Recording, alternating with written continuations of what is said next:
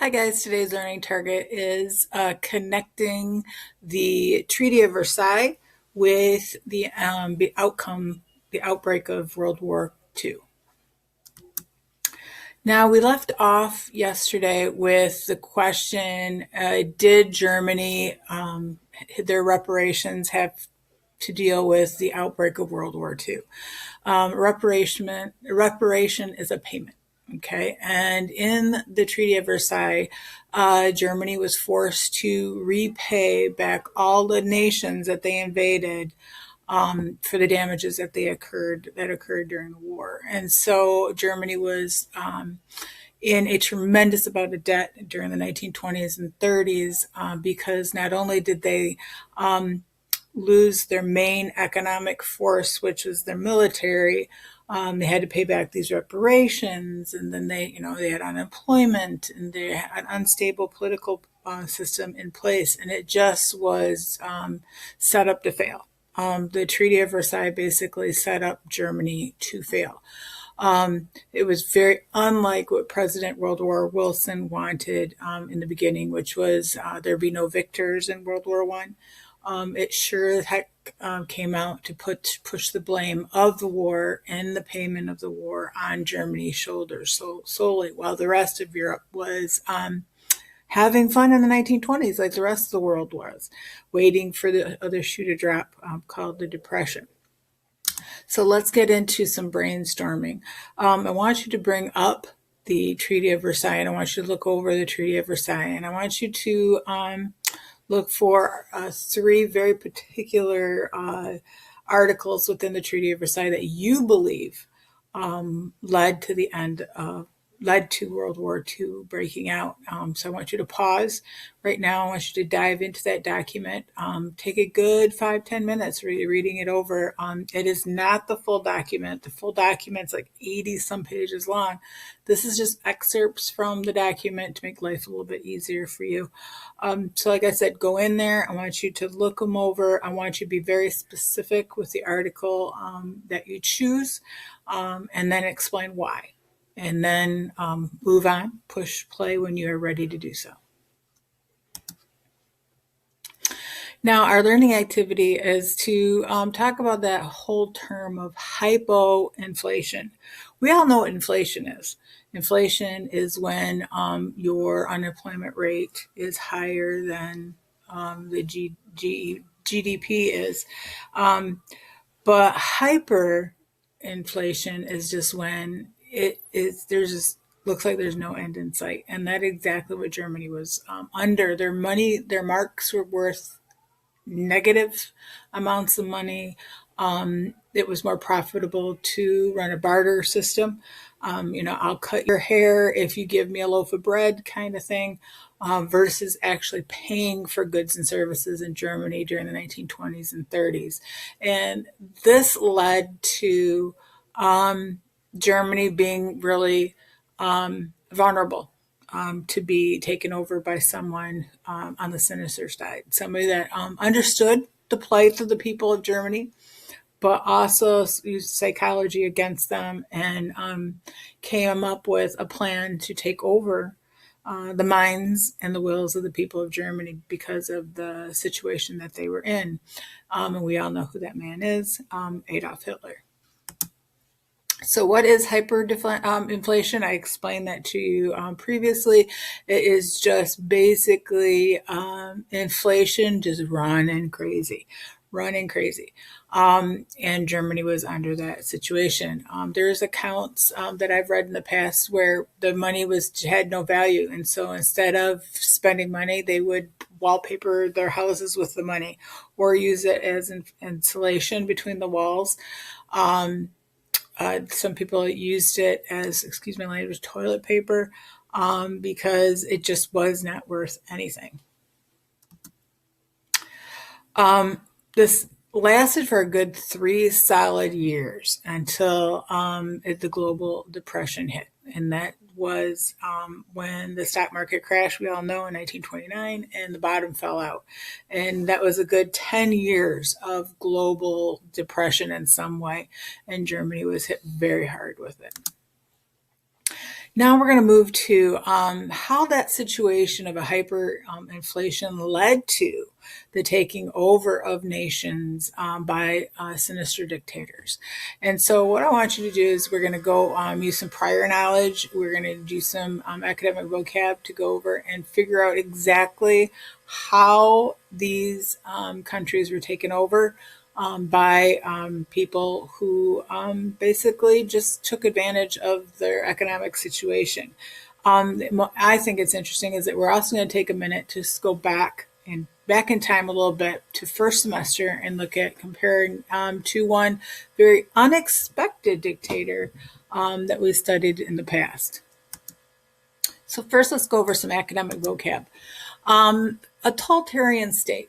If you look at the word totalitarianism, the answer is right there in the root word of the question, total. This is when a country or a state has total control over your lives. Like they tell you what you're going to do from the minute you wake up in the morning until the minute you go to bed at night. What you are going to do politically, social, economically, literally everything is dictated to you by the state. Fascism is a form of a totalitarian state. A fascist state believes that one person should have ultimate power over the entire state.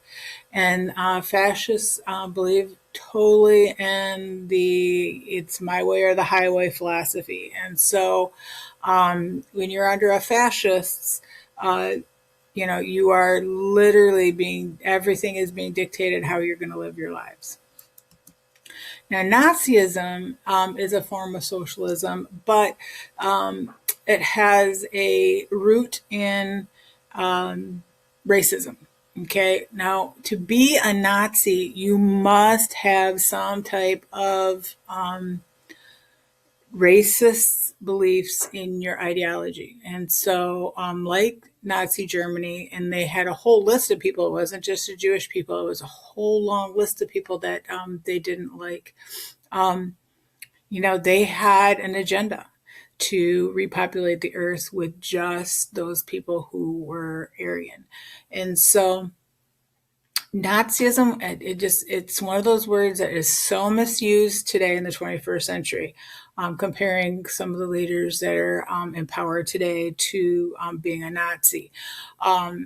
There is no outward racism in their philosophies whatsoever. It's just they would like to have ultimate say in what's going on. And so when you're throwing the word Nazism around, please be very careful and be very intentful in what you're saying, because it's a dangerous word.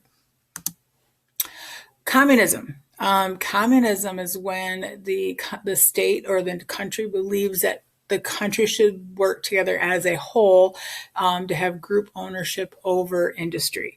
And so instead of you working for GM or working for Walmart or working for a potato chip company, and it's a sole system. You're working for the government, and the government owns that industry. It's from farming all the way to the factories. And so your paychecks would come from that country, not from the private industry that owns it. So, for example, if we had communism here in the United States, all of our checks would come from the United States government instead of Clio area schools or McDonald's or Gap or wherever you were working. Collectivism is a form of communism, but it's central on the farming. Bringing all the farms together, working together as a large unit to support the collective unit of the country. And that you see this a lot in communist countries. Okay, now we're going to take some notes and compare the three major dictators that came to power during our time in history. So let's look at Italy first. Italy at this time was run by Benito Mussolini. Okay, my picture's kind of hovering over him. And he controlled Italy. Italy's ideologies, they believed in fascism. It promoted the state above your individual rights. People had to think of the country before of themselves. Um, they believe that the woman's job is to be in the home, not not working. Their job is to raise and support children who supported Mussolini. The economy was brought under a state control, meaning all the factories and farms, etc., were run by the Italian government.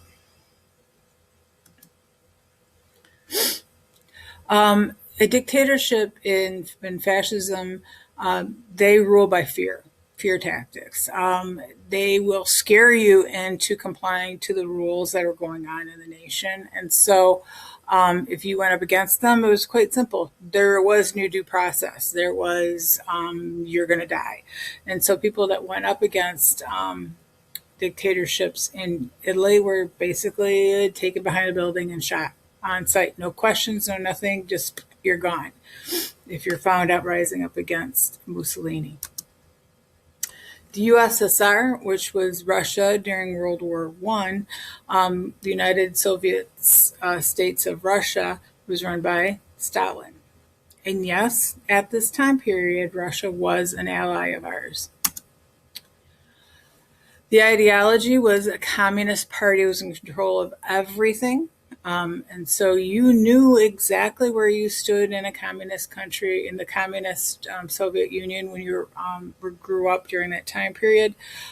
Around the eighth grade, you took a test that would basically tell you what your skills were at that age to concentrate on your schooling. And so, if you were an intelligent young person, you were then pushed into universities and learning some type of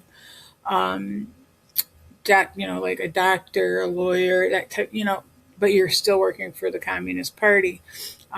It basically weeded out the weak. If you were not strong enough to go to, let's say, college, or you were not strong enough to go into some type of athletics, or if you were not strong enough to go into the military, you were forced into the factories at a very young age. They had a 5-year plan. Stalin wanted to put into place a 5-year plan to increase the factory system within Russia at this time. The major problem that it had was that its industry was very old, and they didn't have the funds to make an updated system. They also moved to collectivism for farming, and they really, because Russia is such a large nation geographically, that it was very difficult for them to pull together as a nation, to have that nationalism in place that you needed to have a strong communist country, because the different groups of people that were there. I mean, you have parts of Russia that are more European, some are more Asian, okay, some are more Indian. And so it just was very hard because of the ethnicity of Russia as a whole to gain full control over Russia. Again, size. And we studied that in the past, the major downfalls of the Byzantine Empire and the Roman Empire that came down to this major size of their empires. They just were too big to manage. Geography. So their governing methods, Stalin believed in a totalitarian, authoritative way of running his communist nation. He believed in fear tactics. You were forced into, following his way of life. If you went against him, if you were not killed, you were sent to the Gulag, which is a prison system in Siberia. Siberia is a frozen tundra area of Russia, and that you would not want to go there and spend the rest of your life, because that's what happens. You would be sent to the Gulag. You're there for the rest of your life. There's no get out of jail for free card kind of thing when you're sent to the Gulag. Now this is a picture, and again, I'll put it on the website so you can see it better. But what side was Russia during World War One and World War Two? You got to remember. You got to remember that Russia was our ally. It's not like it was today, where we look at Russia in fear a little bit. You know, they were our friends, and we needed them because of their military power. Now, a surprising dictator that people have a hard time wrapping their minds around is Julius Caesar in ancient Rome. Because we always look back at the ancient time periods when we first started world history, and we look at them with, oh, they started democracy, they did this, they had such a great foundation of government. But really, truly, when you look into it, Julius Caesar was a totalitarian dictator.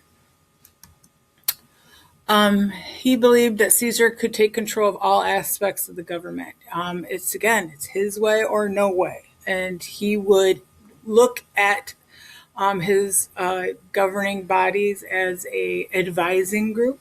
They were a puppet government. Like, ooh, we look like we have a democracy, but they really didn't. They had to listen to what Caesar said. Again, it looked good from the outside, but once you get in and you read about that time period in history, Julius Caesar truly was a dictator. Um, Again, Caesar allowed for the Senate to continue. However, they all knew who was in charge. He had the last word. And so it was, again, his way or the highway. Uh, he declared himself a dictator for life, even though that there was term limits with the ancient Roman government. When he took power, he deemed himself dictator for life, very similar to Adolf Hitler when he took power in Germany. And we're going to go through the math of that next week. But he literally deemed himself dictator for life, just like Julius Caesar did. Okay, so what I would like you to do is I want you to go through your notes, make sure you have clear, concise notes. Please make sure that you also let me view them and comment on them when you hand them in on the Google form. And I can't wait to see you soon. Please remember, stay safe, healthy, and remember I love you.